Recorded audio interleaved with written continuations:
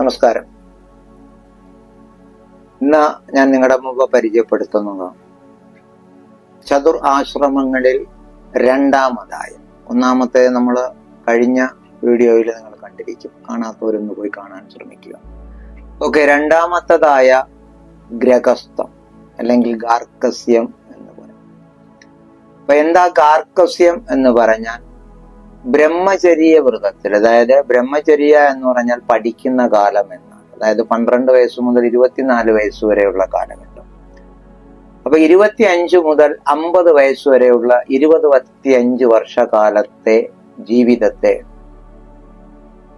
ഗ്രഹസ്ഥം എന്ന് പറയും. അതായത് ദാമ്പത്യ ജീവിതം, കുടുംബമായിട്ട് നമ്മൾ ജീവിച്ചുകൊണ്ട് അതില് ധർമാർത്ഥ കാമമോക്ഷ എന്ന് പറയുന്ന 4 അവസ്ഥകളെ നമ്മൾ പാലിച്ചുകൊണ്ട് ഒരു ജീവിതം എങ്ങനെ നയിച്ചു പോകണം എന്ന് പഠിക്കുന്ന ഒന്നാണ് ഗ്രഹസ്ഥം.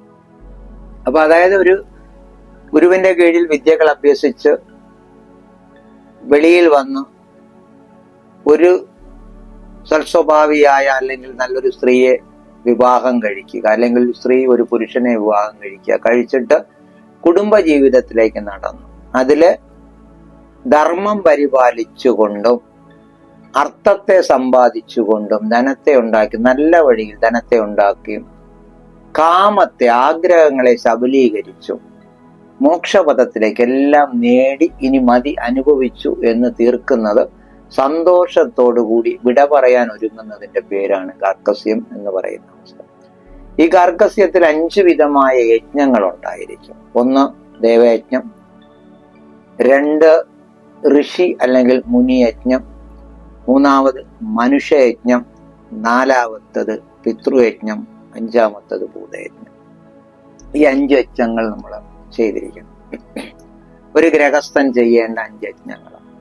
ഫസ്റ്റ് ദേവയജ്ഞത്തെ കുറിച്ച് പറയുകയാണെങ്കിൽ, നാം മനസ്സിലാക്കിയിരിക്കുന്ന ദൈവം എൻ്റെ ഉള്ളിലാണ്, എൻ്റെ ഉള്ളിൽ നിറഞ്ഞു നിൽക്കുന്നു, ഞാൻ ചെയ്യുന്ന പ്രവൃത്തികളെല്ലാം ദൈവത്തിങ്കൽ സമർപ്പിച്ച് ചെയ്യുന്നു എന്ന ചിന്തയോടുകൂടി നാം ചെയ്യുന്ന എല്ലാ കർമ്മങ്ങളെയും സ്വമേധയാ ദൈവത്തിന് സമർപ്പിച്ചുകൊണ്ട് ചെയ്യുന്ന കർമ്മത്തെ അല്ലെങ്കിൽ ആ പ്രവൃത്തിയെയാണ് ദൈവയജ്ഞം എന്ന് പറയുന്നത്.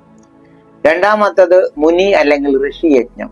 ഈ മുനി അല്ലെങ്കിൽ ഋഷിയജ്ഞം എന്ന് പറയുമ്പോൾ നമ്മുടെ ഗുരുനാഥന്മാരും അവരുടെ പൂർവീകരുമായ ഈ വിദ്യകളെ പ്രദാനം ചെയ്ത ഋഷികളെ അല്ലെങ്കിൽ ആ ആചാര്യ ഗുരുക്കന്മാരെ നമ്മൾ നമ്മുടെ മനസ്സുകൊണ്ട് സ്മരിച്ചുകൊണ്ട് അവർക്ക് വേണ്ടി നമ്മൾ ചെയ്യുന്ന കർമ്മങ്ങൾ മുനിയജ്ഞങ്ങൾ അല്ലെങ്കിൽ ഋഷിയജ്ഞങ്ങൾ എന്ന് പറയും. അത് ശരിക്കും പറഞ്ഞാൽ ഗുരുവന്ദനം പോലെ ഗുരുക്കന്മാർക്ക് വേണ്ടി നമ്മൾ ചെയ്യുന്നത്. 3 പിതൃക്കൾ, പിതൃയജ്ഞം. പിതൃയജ്ഞം എന്ന് പറയുന്നത് നമ്മളെ ഈ ജന്മം നൽകിയ പിതൃക്കൾ, എൻ്റെ അച്ഛൻ, അച്ഛൻ്റെ അച്ഛൻ, അങ്ങനെ ഇരിക്കുന്നവർ ഈ ശരീരം കൊണ്ട് നമുക്ക് നൽകിയിട്ടുള്ള ജന്മത്തെ പ്രതിനിധാനിച്ചുകൊണ്ട് അവർക്ക് നാം ചെയ്യുന്ന കർമ്മങ്ങളെ, അവർക്ക് വേണ്ടി നാം ചെയ്യുന്ന കർമ്മങ്ങളെ. അതിന് സാധാരണ ഇപ്പൊ ചിലർ പറഞ്ഞു കിടക്കുന്നുണ്ട്, ബലിയിടുക, കർമ്മം ചെയ്യുക, ഇതൊക്കെയാ പറഞ്ഞിരിക്കുന്നത്.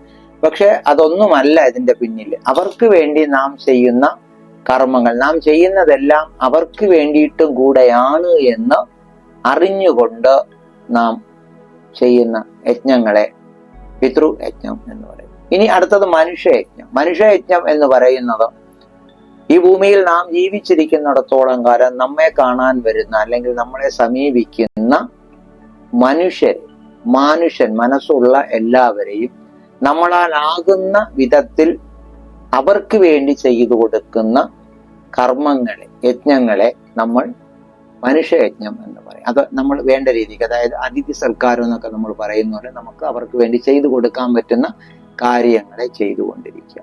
അടുത്ത് പറയുന്നത് ഭൂതയജ്ഞം. ഭൂതയജ്ഞത്തില് നമുക്ക് ഈ ലോകത്ത് ജീവിക്കുന്ന സസ്യ ജലാദികൾ തൊട്ട് എല്ലാം, 1 അറിവ് മുതൽ 5 അറിവ് വരെ ഉള്ളതെല്ലാം പഞ്ചഭൂതങ്ങളിൽ അടങ്ങിയിട്ടുണ്ട്. ഈ 5 ഭൂതങ്ങളിൽ ഇരിക്കുന്ന പക്ഷി, മൃഗാദികള്, സസ്യജലാദികള്, മഴകൾ, കുന്നു, എല്ലാത്തെയും നമ്മൾ അതിനു വേണ്ടിയിട്ടും കൂടെ നമ്മൾ കർമ്മം ചെയ്യുന്നതിന്റെ പേരാണ് ഭൂതയജ്ഞം. ഇങ്ങനെ 5 വിധമായ കർമ്മങ്ങളെ ചെയ്ത് ഒരു കുടുംബ ജീവിതത്തിലേക്ക് നാം തയ്യാറായി അതിൽ നിന്നും അടുത്ത വാനപ്രസ്ഥം ഇതെല്ലാം ത്യജിച്ചു കൊണ്ടുപോകാൻ തയ്യാറാകുന്ന പടിയാണ് ഗൃഹസ്ഥം. അപ്പോ ഇതിനെ കൂടുതലായിട്ട് നിങ്ങൾക്ക് മനസ്സിലാക്കാൻ പറ്റും അടുത്തടുത്ത വീഡിയോകളിൽ. എന്തായാലും ഇന്ന് വരെ എന്നെ സപ്പോർട്ട് ചെയ്തുകൊണ്ടിരിക്കുന്ന എല്ലാ പ്രേക്ഷകർക്കും ഒരിക്കൽ കൂടി എന്റെ നന്ദിയും കടപ്പാടും അറിയിച്ചുകൊണ്ട് മറ്റൊരു വീഡിയോയിലേക്ക് കാണും വരെ ഏവർക്കും നന്ദി, നമസ്കാരം.